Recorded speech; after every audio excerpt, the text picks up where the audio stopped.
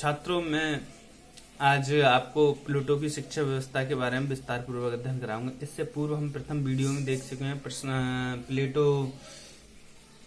प्लेटो की दर्शन देख रहे हैं, शिक्षा दर्शन देख सके हैं और उसके उद्देश्य जान चुके हैं कि उसकी शिक्षा के क्या उद्देश्य हैं। आज हम उसकी शिक्षा व्यवस्था के बारे में अध्ययन करेंगे। छात्रों, मैं आपको पहले ही स्पष्ट कर दूं, जब मैंने आपको आदर्शवाद बताया था तो मैंने आपको एक बात बताई थी कि इनसे संबंधित जो दार्शनिक हैं और आदर्शवाद की शिक्षा व्यवस्था है सेम ही होगी, उसमें कुछ इम्पोर्टेंट चीजें जोड़ या कम कर ली जाएंगी। कुछ कम करने योग्य होगी तो वो कम करने योग्य होंगे। सीधे तौर से कहा जाए तो हम कह सकते हैं आदर्शवाद की जो शिक्षा व्यवस्था है या प्लेटो की शिक्षा व्यवस्था है लगभग सेम है। पूर्णतः सेम नहीं है, लगभग सेम है। तो हम इसी क्रम में क्या क्या डिफरेंट है वो थोड़ा विशेष रूप से देख लेते हैं। मैंने बताया था आदर्शवाद में शिक्षा व्यवस्था में हम 6 चीजों पर बहुत ज्यादा ध्यान देते हैं कि पाठ्यक्रम क्या होगा, शिक्षण विधि क्या होगी, विद्यालय क्या होगा, शिक्षक क्या होगा, छात्र क्या होगा और उसमें अनुशासन की व्यवस्था क्या होगी। तो आज हम इसी क्रम में पहले पाठ्यक्रम को देखते हैं। हम लोग पहले ही देख चुके हैं कि आदर्शवादी शिक्षा शास्त्री मानव जीवन से संबंधित ज्ञान को, जो मानव जीवन से संबंधित ज्ञान है, भौतिक ज्ञान से संबंधित विषयों से अधिक महत्वपूर्ण मानते हैं। मानव जीवन से संबंधित जितने भी ज्ञान है, मानव की मोक्ष, मानव का कल्याण, उन विषयों को ज्यादा इम्पोर्टेंट मानते हैं। बल्कि जो भौतिक विषय हैं, भौतिक विषय से मतलब जो हमारे भौतिक सुख सुविधा प्रदान करने वाले हैं, उन विषय से ज्यादा वो मानव संबंधी, मानव के कल्याण से संबंधित, मानव को मोक्ष प्रदान करने वाले विषयों को ज्यादा अच्छा मानते हैं। उन्होंने इस पाठ्यक्रम में 2 तरीके से बांटा है। प्रथम 10 वर्ष जब छात्र शिक्षा प्रारंभ करना स्टार्ट करता है, उसमें प्रथम 10 वर्ष के लिए बताते हैं अंकगणित, ज्योतिषी, संगीत तथा नक्षत्र विद्या को पढ़ाना चाहिए। मैं आपको स्पष्ट कर दूं, यहाँ पर अंकगणित और ज्योमेट्री हमें कोई व्यापार करने के लिए प्लेटो ने नहीं बताई है। अंकगणित या ज्योमेट्री से उसे तर्क करना आता है और वह मतलब नक्षत्रों का और धार्मिक ज्ञानों में ये सहायक सब्जेक्ट माने जाते हैं।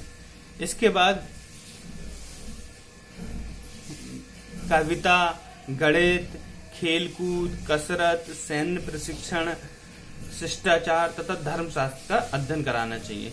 इसी के साथ उन्होंने कहा है सर्वोच्च प्रत्यय ईश्वर की प्राप्ति, जो उसका सर्वोच्च प्रत्यय है, मतलब प्लेटो की शिक्षा व्यवस्था में क्या है सर्वोच्च तत्व, ईश्वर की प्राप्ति, उसे तर्क की सहायता से पाया जा सकता है। किसी के ये नहीं है किसी ने मार्ग बता दिया, आप उसे पे अनदेखे आंख बंद करके चले जा रहे हैं, उसमें तर्क करने में ईश्वर की प्राप्ति बहुत ज्यादा इम्पोर्टेंट मानी गई है।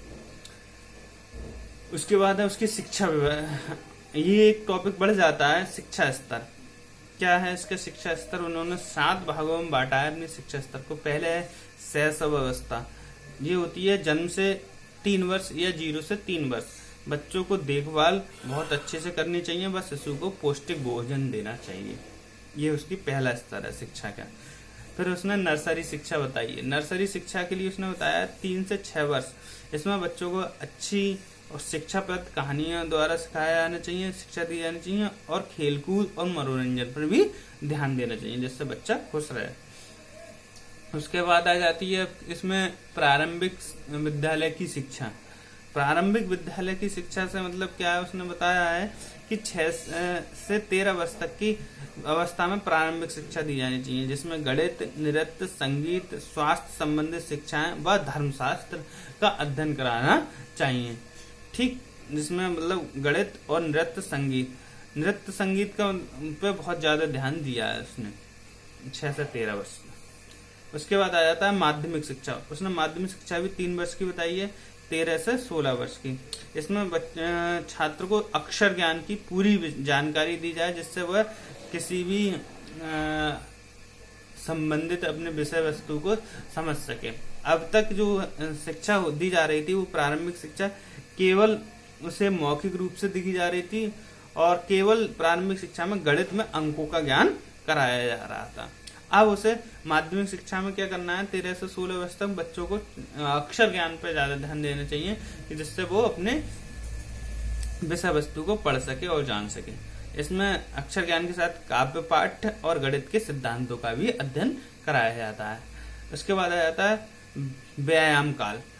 16 से 20 वर्ष तक उसे जिम्नास्टिक काल कहा गया है। उसने व्यायाम काल को जिम्नास्टिक काल भी कहा गया। इसमें घुड़दौड़, व्यायाम, सैन्य प्रशिक्षण, सैन्य संचालन और सेना की जो भी रणनीति है उनका अध्ययन करना चाहिए।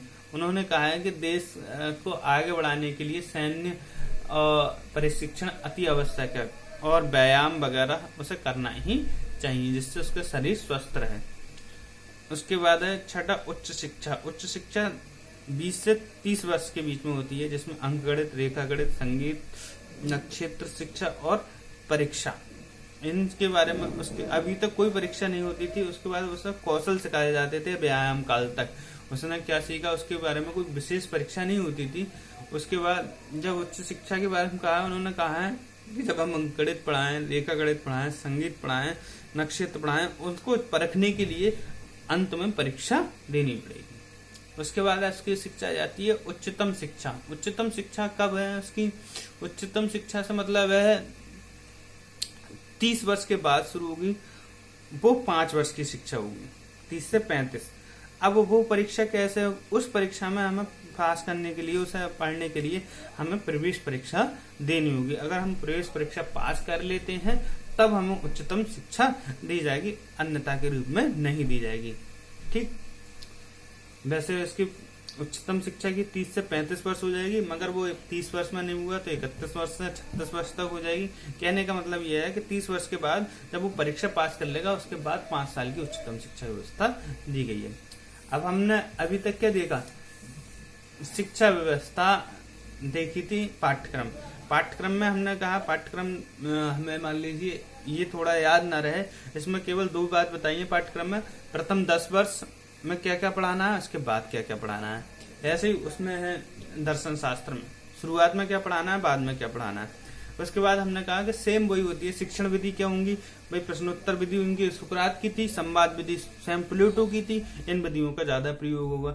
उसके बाद हमने बताया विद्यालय कैसे होगा भाई। उन्होंने बताया था प्रकृतिवाद की तरह, आदर्शवाद की तरह इसमें भी गुरुकुल की शिक्षा व्यवस्था होगी और शोरगुल से दूर वन में यहाँ पे स्कूल की व्यवस्था हो, वहां पे शिक्षा होगी।